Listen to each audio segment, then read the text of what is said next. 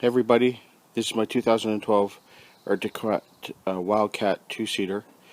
I am going to show you guys a video of how to install a Viper Max Elite 4,500 pound winch under the hood using the worn under the hood mount. The reason why I'm making this video, and it is the first video I've ever done, so please be gentle with your comments, is there's lots of forums with installs of the winch and winch mount, but there's no video showing how I've done it, specifically the wiring. I still can't find exact locations where people think it's the best place to put it, so I'm going to document it chapter by chapter, and hopefully you guys can improve upon my install and you won't go into this blind. Like I said, it's my first video, so I'm sure I could be doing it better in 1,000 different ways, but nobody else has done it, so please be gentle. Okay, here's the winch mount that I've chosen. Again, it's made by Warren. It's made for the Wildcat 1000. The part number is 89050, and this is what comes in the kit.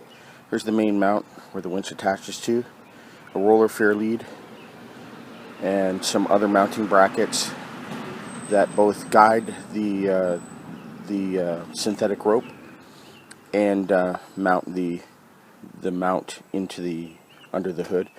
And there are the rollers in the bag to the right, and then all the hardware. The reason why I chose this mount is that, I don't know, I think it's a real cool rig, and I think it looks really nice, and it seems like a shame to go take a winch and have it sticking out like a big wart on the front of that. Kind of spoils it a little bit. There is a mount made by UTV Inc. that basically mounts under the hood, and it mounts the fair lead, ends up coming out of the hood just below that 50-year emblem on the top of the hood. It looks great. It's fairly simplistic, but if I ever burn out that winch or there's something I don't like about that mount, I'm going to have a big hole, because it basically comes out through here. You have to cut a hole out, so you either have to buy a whole new hood to cover that up, and I just don't want to take that chance. So let's start the teardown. Okay, now the hood's off. Took 4 Torx screws to get that off, plus another 4 to get the front fascia off.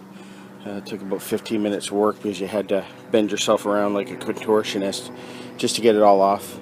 So basically the mount is going to go right here, and through a series of pulleys it's going to route it down so that it will come out right around here in this area.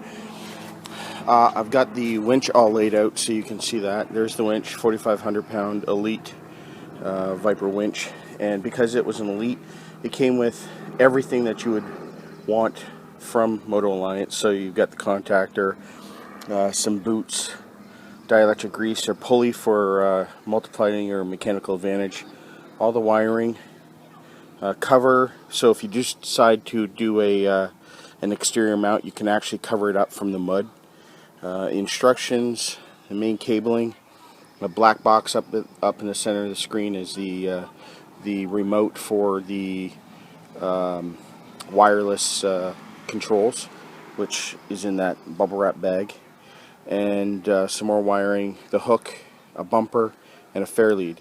And that's the reason why I like this install, is because all you'll see is that fair lead, the bumper, and the hook. You won't see anything else. Okay, so the winch is mounted in the main mount. I had to undo the synthetics so that we could get that in there.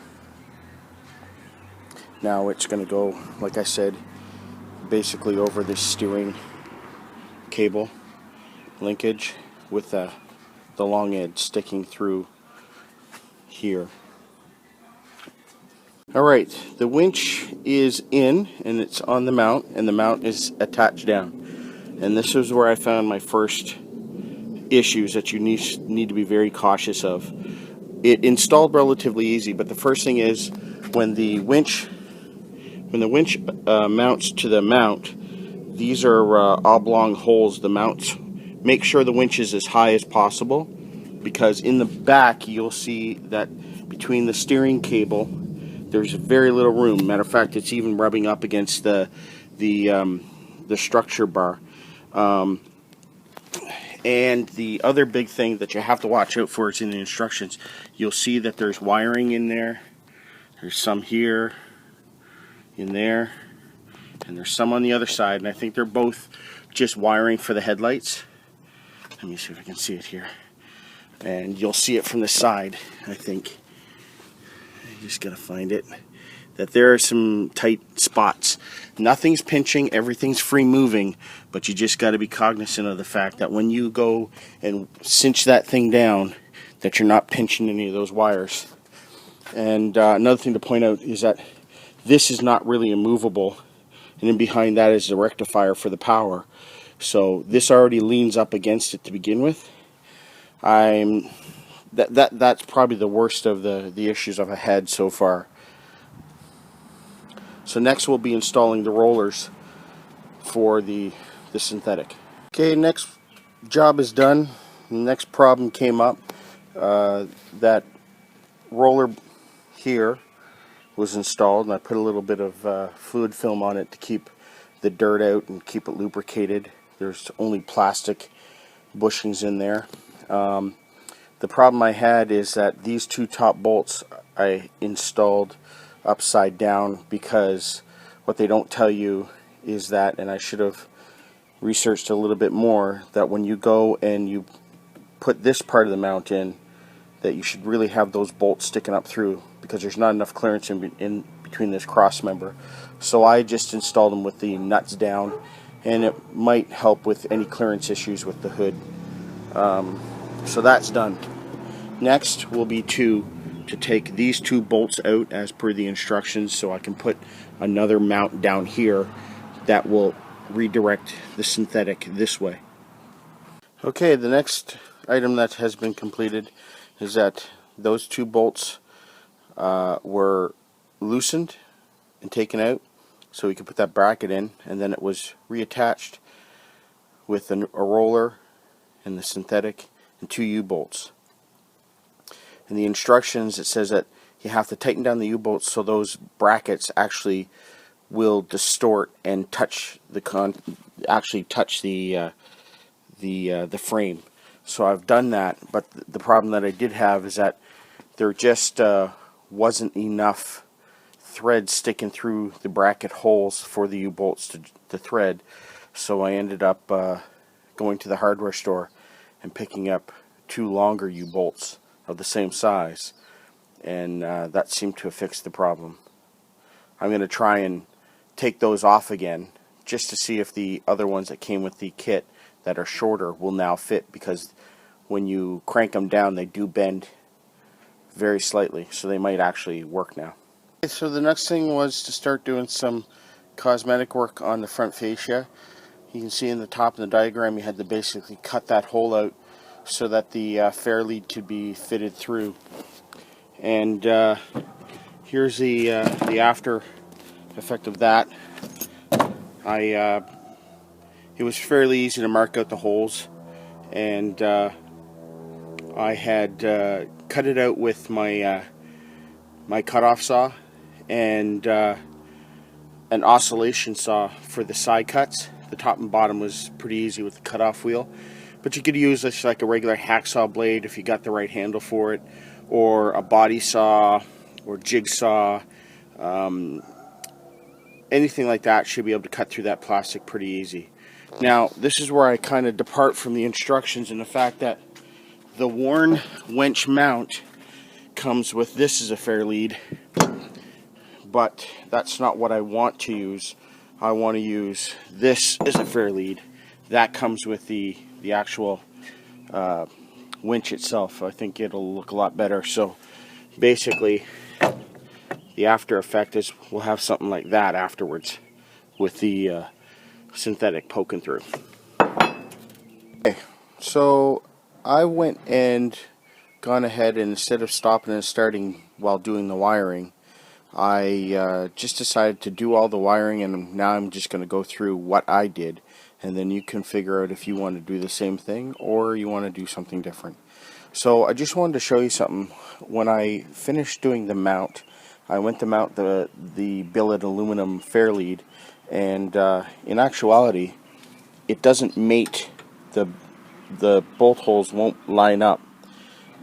So I'm talking to Moto Alliance right now to see if there's a smaller fair lead that works with it, because the one that comes with the Warren winch is really butt ugly. So I'd rather see if I can get a different billet aluminum fair lead for that. So that's that job done. So for the wiring, this is what I decided to do. I think I'll start from inside, and if you really want to know why I've torn apart all of my shrouds and whatnot, I managed to get myself stuck to the point that I actually sucked up some water last weekend when I was out. So instead of putting everything back together and then realizing I have to take it apart, I just decided to take it apart. I could have really used the winch at that point. Okay, so this is what I did. I decided to mount the contactor right here. It's sealed unit anyways, and it's close to the battery box, and the instructions kind of alluded to the fact that it would be a good idea to have it close to the battery. You can see the blue and the yellow leads that go to the winch itself.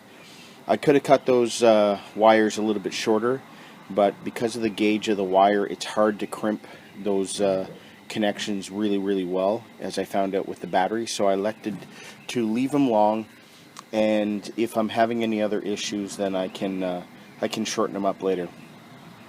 Then you have the black and the red battery lines, so they will go up to the battery, and I mounted those all in there. Like I said, I had some issues with the connectors, but now they're good and tight. Then you have another set of wire looms that connect to all of these blue, green, and black wires. If you don't have the wireless remote, then you just have one set of black and one set of green to plug together, and then that goes to the switch on the dash. Then you just have one set of black and one set of green to plug together, and then that goes to the switch on the dash. There's the dash switch there. So that's pretty simple. If you get the wireless remote with as an option, or if you get it with the Elite winch like I did, then it comes automatically with the wireless remote. So all that you have to do is the original switch wires wire in here. So there's a Y connection. So if I pull out the green ones, this is a green wire. One of these is for the switch, and one of these is for the wireless remote, and there's another set for the black. Then what I did is when I removed the tunnel, I ran it with the rest of the wire from the front to the back of the machine that's from factory, and I just loomed it up behind the dash. For the wireless part, this is where I elected to mount that. I didn't really want to have it outside the cab. It is supposed to be shielded from the weather, and it is well built, but I just decided that it would be best if it was in the cab. So I elected to mount it there, and I'm going to have to, if you can see it, I'm going to have to notch a bit of my plastic shroud to be able to close that up again. But I think that was probably a reasonable thing to do. So now if I go on the outside of the unit, I'm assuming that this was kind of a stock setup, but there was, if you can see, let me see here, there was this connector that was already factory, and I decided to use that because it was switched power, and the wireless remote and the switch both need switch power. So I tested it with my 12-volt tester, and sure enough, when the key was turned on and off, the power to it went on and off. So I decided to use that, and I went and bought a connector at AutoZone for that. That's why these wires are red and white and not black and white. So you have one set of wires that come up from the remote box, the wireless remote box, and one set of wires that come up from the switch, and they are wired in. And all I did was just take the excess, the fusible link that's in here, if you can see that, and I just coiled it up and I zip tied it to the frame itself. So yeah, I think that's about it. Overall, I have spent 2 afternoons and part of an evening to put this in. I am not hugely mechanically inclined, so if I can do it in that amount of time, you can probably do it just as fast or faster. Minimal work, minimal use of specialized tools.